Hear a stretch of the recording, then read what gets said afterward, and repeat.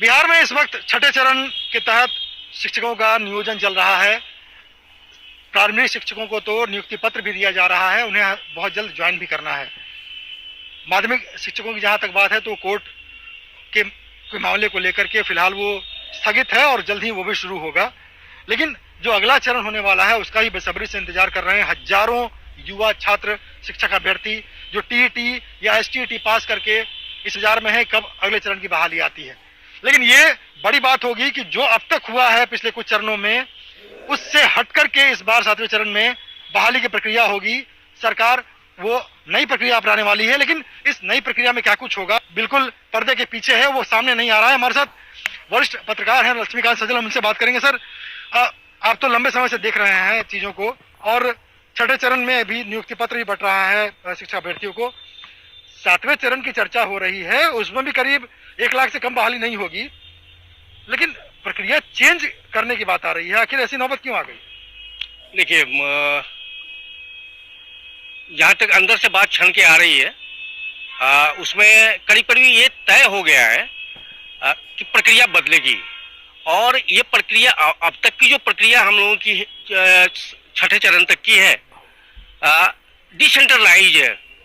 करीब 8,500 नियोजन इकाइयां हैं और हर नियोजन इकाई अपनी इकाई के लिए अलग से बहाली करती है, अलग से मेधा सूची बनती है, अलग से आवेदन लिए जाते हैं। तो 8,500, हम प्राइमरी की बात कर रहे हैं, 8,500 नियोजन इकाइयां हैं और 8,500 नियोजन इकाइयों में अगर एक साथ बहाली शुरू होगी तो जाहिर सी बात है कि कुछ नियोजन इकाइयां आगे होंगी, दौड़ेंगी, कुछ चलेंगी, कुछ फिसलेंगी, कुछ गिरेंगी और कुछ गिर के उठेंगी। तो यही स्थिति है 2005-06 से शुरू हुई अब तक की बहाली में। दूसरी सबसे बड़ी बात यह है कि इससे बहाली की प्रक्रिया लंबी खींच रही है। जैसे अभी छठे चरण की प्राइमरी को लीजिए, 3 चक्र में काउंसलिंग हुई और अभी भी एक विशेष चक्र बाकी ही है। पता नहीं उस विशेष चक्र में भी वो पूरी होगी या नहीं, ये अलग की बात है।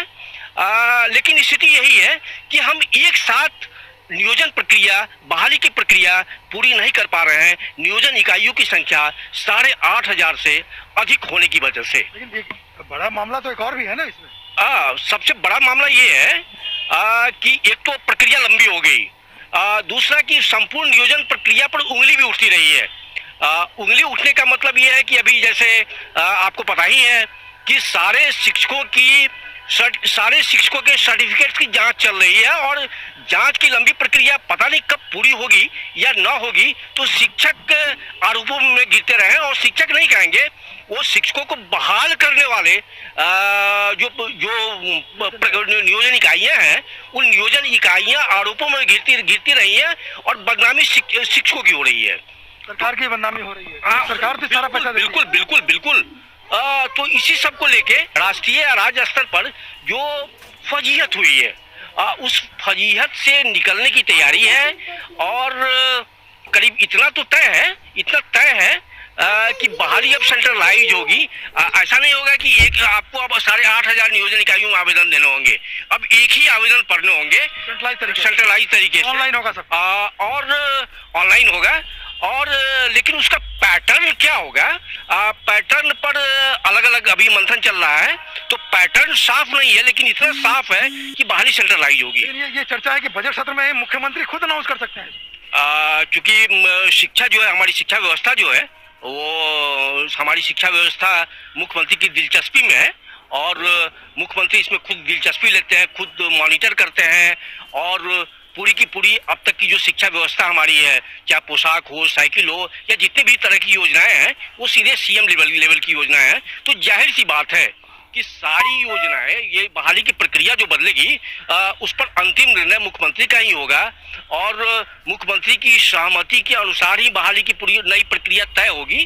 तो यही है। एक तकनीकी बात जो आपसे जानना चाहेंगे, क्योंकि आप लंबे समय से इसको देखते रहे, एजुकेशन को भी, और जुड़े रहे हैं इससे। जो कर्मचारी चयन आयोग है या फिर बिहार लोक सेवा आयोग है, उनसे बहाली करवाने की बात हो रही है, या फिर एक अलग ये भी चर्चा है कि कोई कमेटी बन सकती है वरीय अधिकारियों की सचिवालय स्तर पर, और वो कमेटी के गाइडलाइन के अंदर ही ये सेंट्रलाइज तरीके से बहाली होगी अगली? दोनों संभावनाएं हैं। दोनों संभावनाएं इस मायने में है कि बिहार लोक सेवा आयोग को छोड़ दें। बिहार लोग हालांकि आपको याद होगा कि 2003 में 2005 में बड़ी बहालियां हुई थी बिहार लोक सेवा आयोग से प्रारंभिक शिक्षकों की, और अच्छे से शिक्षक आए थे, छान के आए थे, और उन शिक्षकों पे वो विदाग थे। तो बिहार लोक सेवा आयोग पहले भी प्राइमरी टीचर की बहाली कर चुका है, और कर्मचारी चयन आयोग से भी बहाली हो चुकी है प्राइमरी टीचर्स की। अभी आपको याद होगा 36,440 की बहाली जो हुई वो कर्मचारी चयन आयोग से हुई। तो ये सरकार पर निर्भर करेगा कि वह किस आयोग से बहाली करवाए, किस आयोग से अनुशंसा प्राप्त करे। लेकिन अगर इस प्रक्रिया में चलेंगे तो एक तो संभावना ये है, वो कर्मचारी चयन आयोग की सरकार चाहे तो सेवा ले सकता है, सरकार चाहे तो अवर चयन परिषद की भी सेवा ले सकती है। लेकिन लग रहा है कि इससे अलग हटके इस मामले में लंबा वक्त लेते हैं आयोग, तो लंबा वक्त लेते हैं। बिल्कुल इस मामले में स्टेट लेवल पे कोई कमेटी भी बन सकती है, और उस कमेटी में सभी विभागों के लोग जो संबद्ध विभाग है, जैसे अपना शिक्षा विभाग हो गया, नगर निकाय हो गया, पंचायती राज हो गया, सामान्य प्रशासन हो गया, तो इनके जो बड़े अधिकारी होंगे उनकी एक कमेटी बन सकती है। ये बड़ी बात आपने बताई। लेकिन क्या ये भी एक संभावना है कि जो शिक्षक टीईटी पास कर रहे हैं, एसटीटी पास कर रहे हैं, टीचर ट्रेनिंग का सर्टिफिकेट लेके आ रहे हैं, क्या उन्हें कोई अगली परीक्षा भी देनी पड़ सकती है? नहीं, देखिए एक चीज तो तय है कि आवेदन वही करेंगे, शिक्षक बनने के योग्य वही होंगे जो टीटी एसटीटी पास होंगे, और बहाली के लिए सिर्फ आवेदन का पैटर्न बन रहा है और चयन की प्रक्रिया का पैटर्न बदल रहा है। चयन की प्रक्रिया सेंट्रलाइज होगी, डिसेंट्रलाइज नहीं होगी। आवेदन सेंट्रलाइज लिए जाएंगे, डिसेंट्रलाइज नहीं लिए जाएंगे।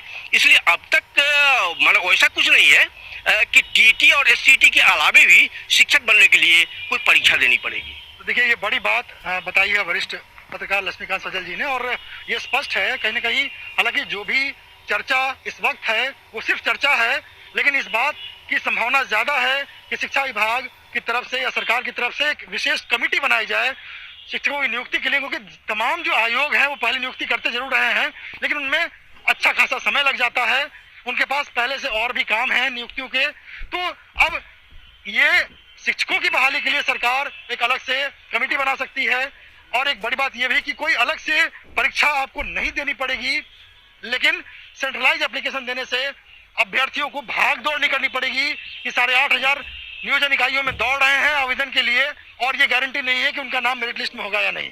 सेंट्रलाइज एप्लीकेशन ऑनलाइन होगा, दौड़ भाग नहीं करनी पड़ेगी, कोई एग्जाम नहीं देना पड़ेगा, और फेयर तरीके से, क्योंकि सरकार पैसे खर्च करती है और कहीं न कहीं इस बात की फजीयत झेलनी पड़ती है कि तमाम कोशिशों के बावजूद फर्जीवाड़े का आरोप लगता है।